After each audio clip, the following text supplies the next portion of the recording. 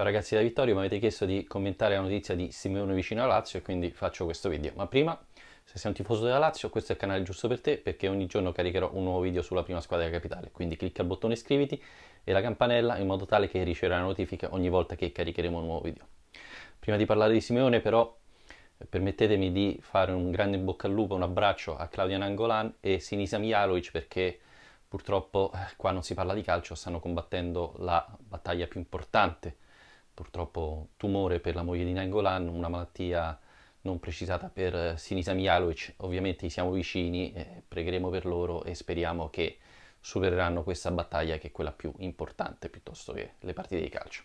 Torniamo a parlare di sport, torniamo a parlare della notizia rilanciata dalla Nazione, giornale vicino alla Fiorentina, che dice che la Lazio sarebbe vicina a prendere Simeone, il figlio di Diego Pablo Simeone, della Fiorentina. Si parla di prestito con diritto di riscatto, non obbligo di riscatto, fissato fra 15 e 18 milioni, bisogna vedere un po' i dettagli. Due cose prima di tutto. La prima è che Simeone non ha fatto un ottimo campionato con la Fiorentina e per questo non rientra nei progetti della gestione Montella.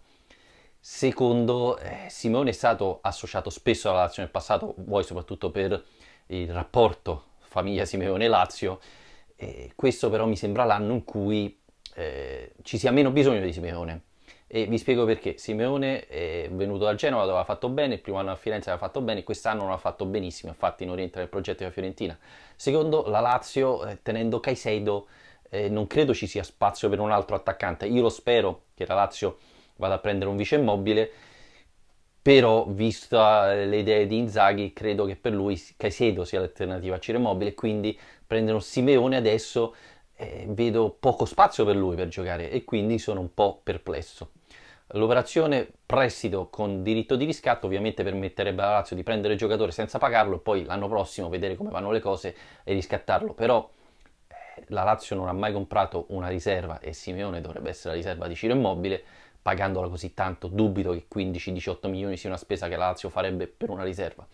Per questo mi sembra un po' strana la trattativa di Simeone alla Lazio, mi sembra più una chiacchiera facendo uno più uno con la testa, ovvero Simeone spesso associato alla Lazio, la Fiorentina che vuole vendere Simeone, ecco, trovata la trattativa. Insomma, ci credo poco a questa trattativa. Sono uno che sperava negli anni passati di vedere Simeone alla Lazio perché è giovane, è un attaccante, è un combattente e poi ovviamente vedere un Simeone alla Lazio fa sempre piacere pensando agli anni d'oro della Lazio con Diego Pablo Simeone in campo per noi. Ecco, non credo che ci sia niente di concreto, anche la Nazione parla che se ne parlerà ad agosto quando la Fiorentina tornerà dalla tournée americana. Io onestamente non sono così convinto che l'operazione vada in porto, se non perché Caicedo è destinato a lasciare la Lazio, però l'equadoregno alle visite mediche ha detto no, resto sicuramente, per cui numericamente mi sembra strano che Simeone venga alla Lazio, anche perché il giocatore vuole giocare, viene alla Lazio conscio che potrebbe essere addirittura la terza scelta, per cui vedo questa come un'operazione un po' strana, però staremo a vedere, a volte il calciomercato è così, sicuramente la Lazio non può spendere così tanto adesso dopo aver speso qualcosa come 22 milioni al momento e senza aver venduto nessuno.